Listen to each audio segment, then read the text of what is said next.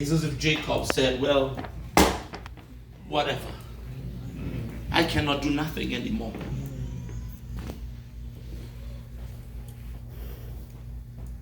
Everything is dark.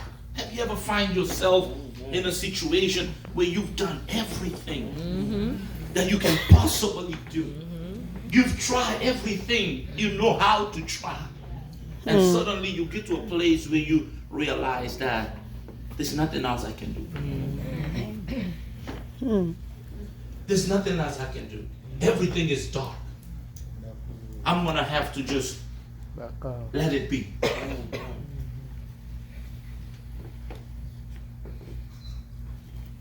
Jesus. Friends, when Jacob pulled that stone and he laid his head on that stone, the scriptures tell us that that stone was Christ. That rock was Christ. That rock was Christ. That rock represented Christ. And the moment he laid his head on that rock, he went to sleep. And when he went to sleep, in the midst of his darkness, he received the brightest revelation. Yes. Are you with me? Yes. You see, what is the scriptures trying to show us? It is in your darkest moment that God is waiting on you to rest in Him. Hallelujah. To trust in Him. Yes. To do what Jacob did. Lay your head on that rock that is Christ. Hallelujah. In the darkest moment of his life, when he rested his head on that rock, suddenly he began to receive the brightest revelation. He saw a ladder, a staircase going up, and angels were ascending and descending. And when he looked up on the top, he saw the Lord. Amen. Can you imagine? During the most difficult moment of his life, when he relinquished everything, when he turned it all over to who? God. To God.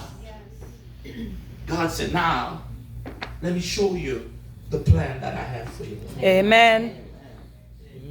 And when you see, when you understand the plan that I have for your life, all your fears, all your anxieties Are gone. will be gone. Hallelujah. And you will be a new person. In Jesus' name. Amen.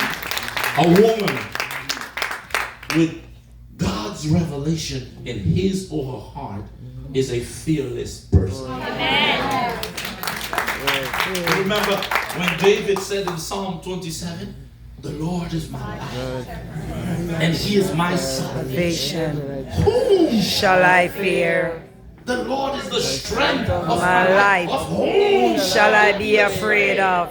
Guess Hallelujah. what? He had received the revelation Yes. of God's plan, of God's will, and God's purpose for his life. Amen. So he knew that the enemy could not do anything to him Not at all. to frustrate the plan and the purpose that Of God his had life. for his life, as long as he stayed in the center of God's will. Hallelujah.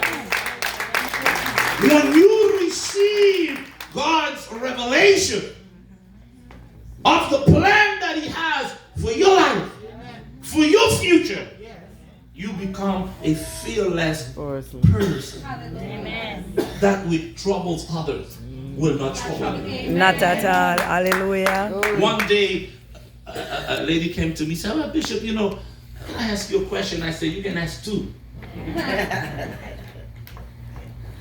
Because I tell people all the time, you can ask me questions about anything.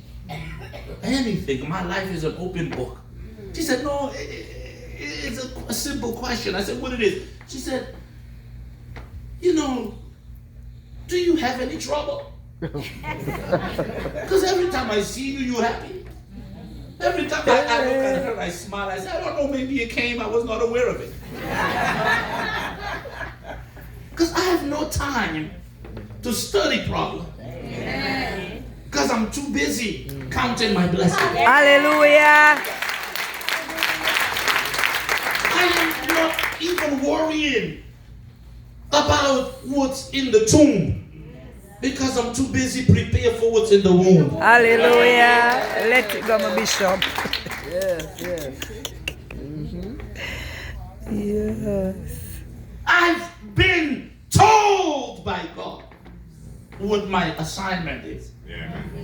He has revealed to me the plan and the purpose that He has for my life. And that has become my focus. I am worrying about the rest. I'm just doing the best. Amen. Because I'm trusting God to do the rest. Amen. Hallelujah. I'm just doing my best because I am trusting God to do the what? The rest. So now Jacob is receiving the greatest revelation. God now is talking to him from above. Let me tell you something. When you get to that place that you discipline yourself to rest in Christ. Hallelujah. One time Jesus looked and he saw the people going through life, carrying all kinds of burdens. You name it. Religious burdens, maybe family burdens, this burden, that burden, and the other burden. And he cried out and he said, "Come on to me, all ye Who are weary and and I'll give you a rest." Come to me and rest. Amen. Come to me and rest. Come to me, I'll give you rest. When you rest in Him, it doesn't matter how dark it's been for you. You are going to receive the brightest Light. revelation. In Jesus' name. Now, Hallelujah. Jacob, look at this. I love this. And behold, the Lord stood above it, verse 30, and said, I am the Lord God of Abraham, your father, and the God of Isaac. Look at it. God said, hey, Jacob. Now, why God is telling Jacob, out of nowhere, I'm the God of Abraham, your father, and Isaac? Because God has seen the fear in Jacob. God has seen the anxieties, the worries, the concern, the insecurities in him. So now he's telling him, I'm the God of Abraham. Basically what he's trying to tell him, I am reminding you the kind of God I am. Because when I met your grandfather, he was a nobody, but I made him somebody. Amen. He's telling me when your father, Isaac, was in trouble and fear, and I spoke to him, and he obeyed me, I changed his story. And if you believe what I am about to show you, your story Will be changed. and your status will change. Hallelujah. Hey. He's reminding Jacob the kind of God he is. Yes. An African lady was telling me the other day, she said, I was in trouble, and it seemed like everything was going against me. And she says, suddenly, I remember your God, Bishop. Hi. Hallelujah. I said, God, I've seen how you've blessed his life. And she says, suddenly a strength came into me. Let me tell you something. God wants you to be a point of reference of his faithfulness. Amen. That somebody can think about how your story changed and be inspired to believe for their own change. Somebody who knew you and knows you now can say, wow, I remember how she used to be. God, if you did it for her, you can do it for her. Amen. So God wanted Jacob to be reminded that if he changed the story of his grandfather and the story of his father, that he was also able to change his own story. So listen to me, Jacob. Don't worry about the possibilities of what your brother can do to you. Because if I be God in your life, your brother, your haters will never be an issue in your life. Hallelujah. There are people that are going through life worrying about this, that, and the other thing. Let God be God. And do His The work. enemy is trying to get you to worry about will not be an issue in your life. Because God has promised to make your enemies your footstool. Hallelujah. Hallelujah. Yes, the bishop. God has promised to make your enemies. Your footstool. Listen, either you want to believe God or you're not going to believe God. In my life, it's like this. It's either He is who He says He is or He's not. If He is who He says He is, then He's going to do what He has promised to do. I'm not in this thing to lose. No. I am not in this thing to lose. I'm not walking with God to be a failure. I didn't give up everything for Him to be a failure.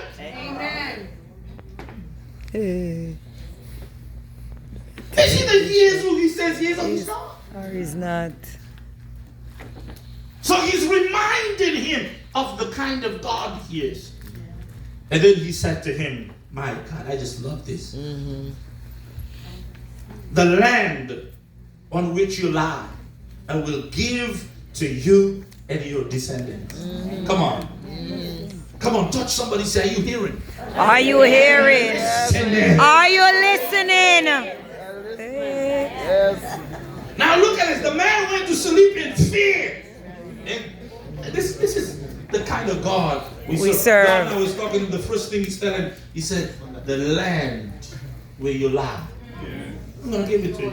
You have no idea that you and your property.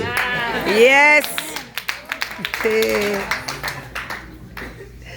I remember Jesus. Go there. When we rented our first space to start our church. We used to be so afraid of the owner because he was up in the age and he was very grumpy and every day he would come and put notes all over. Don't touch this. Don't touch that. Don't touch this. Don't. So we were like walking on what? Eggshells. But one day the Lord said to me, don't worry. This is yours. You remember, right, Brother Bob? I said, God, you mean we walking and this is ours? He said, let the process run its course. Yes. Trust Running me. minds, Bishop, running minds. And let me handle it. Yes. One day, one of our assistants was a praying woman. He walked in there and he was, don't touch this, don't touch that. She looked at him with such a boldness. She said, let me tell you something. God told me to tell you. This was not for you to keep, it was for you to hold.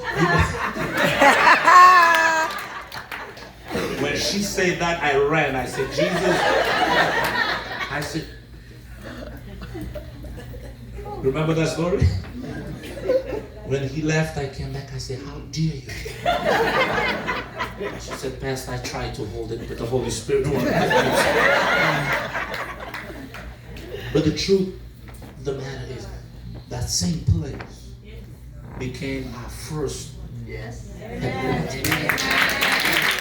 In the most miraculous way that sometimes I don't even tell the whole story because some unbelievers will never believe that God can work in such a way. So now God is telling Jacob, this very same place where you're in fear, where you're lying, it's yours.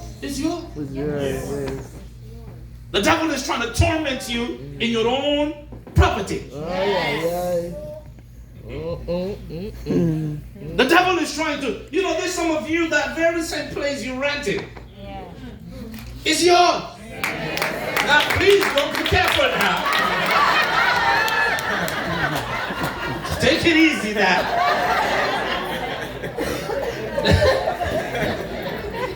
Don't go and go tell your landlord it wasn't for you to keep, but for you to hold. Turn it over. No sir. Don't go so. Look at me.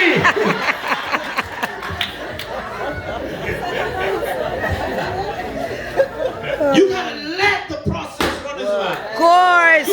You gotta trust God. Yes. What God is doing to Jacob, He's imparting vision to him. He's opening up his eyes. He's telling Jacob, the very place where you lie is yours.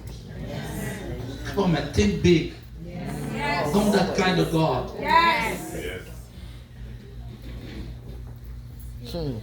Are you with me? Yes. I will give to you and your descendants. Also, your descendants shall be as the dust of the earth. You shall spread abroad to the west and the east, to the north and the south, and in you and your seed, all the families of the earth will be blessed. Now, here is a man who's practically a homeless, with a death threat on his life, and God is saying to him, I'm going to make you a channel. That I'm going to bless all the families of the earth with.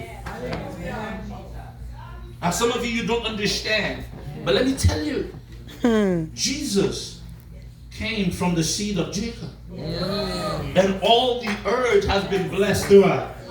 Seed of Jacob. So that promise has already been what? Fulfilled. So God is saying, all the families of the earth Shall be blessed. will be blessed through you. Jacob, you worrying about your family because right now it seems like everything is falling apart because the things are not, working in your family. Your brother is trying to kill you, and this war here and there. Amen. You have no idea that I'm going to use you Hey. to bless all the families of the earth. Hallelujah. The same place where the devil has hit you, I'm going to turn the curse into a blessing. Yes. Hallelujah. That kind of God. Lift your right hand and say, He's that kind of God. He's that kind of God Who can turn the curse who into can turn the curse into a blessing. Let it go.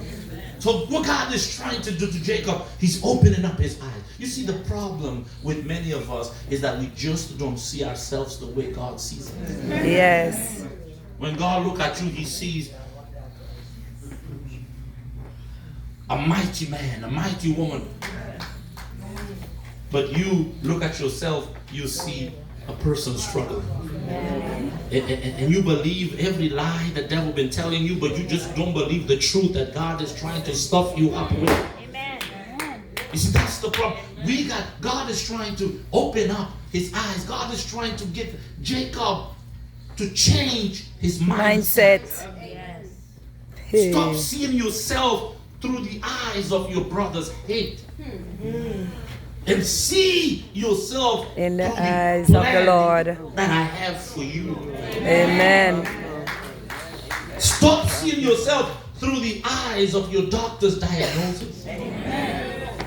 And see yourself through the eyes of the finished work of the cross. Where your healing was fully accomplished and paid for.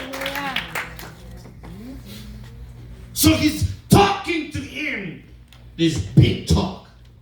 Because he wants to change his life. Mindset. See, when you come to this church, I'm here to inject faith in you. Yes. Hallelujah.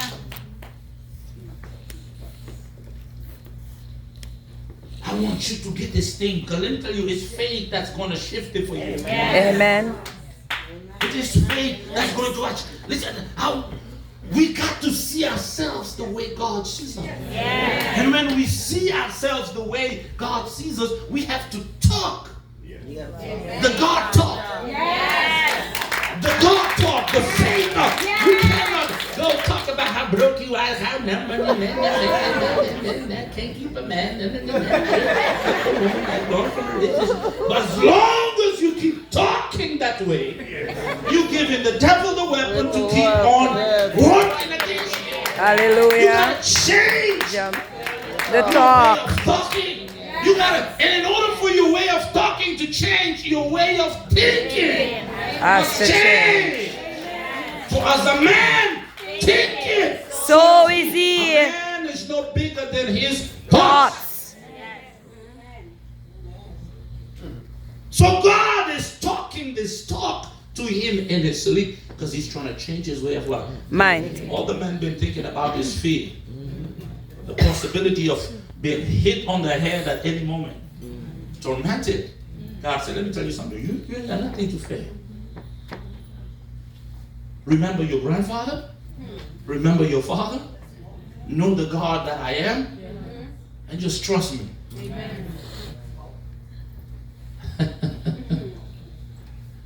Ooh.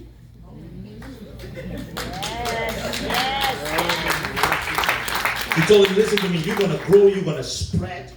You're going to spread, you're going to spread. To the north and to the south, to the east and to the west. People are going to hear from you. People are going to hear about what I will do in your life. People will be inspired just by hearing your story, like many of you have been inspired and encouraged today just by hearing his story. Yes. And that's what God's going to do to you. People are going to read your story in a magazine. People are going to see your testimony on TV.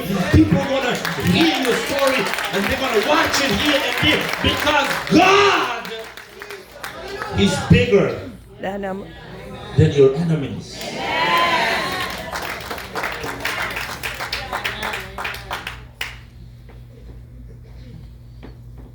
He said, behold, I am with you and will keep you wherever you go and will bring you back to this land. For I will not leave you until I have done what I have spoken to you. Say, God is committed. God is committed To my success. to my success, To my peace. to my peace. Let me tell you, this is a prophecy. You will not die without seeing the fulfillment of God's plan. Hallelujah. I receive it in the mighty name of Jesus. Can I give you another one? You're going to outlive your doubters and your haters. Amen. Hallelujah. I receive that one in the To mighty walk name of in Jesus. the plan and the Amen. purpose that God has for your life. Amen. If your right hand shall receive it. I receive it. And if you come in contact with anybody who's doubting you, tell them, oops, you're going to die before me. If anybody doubts you, just look at them and say, whoop, I feel sorry for you. You died before me because I'm going to outlive my doubters.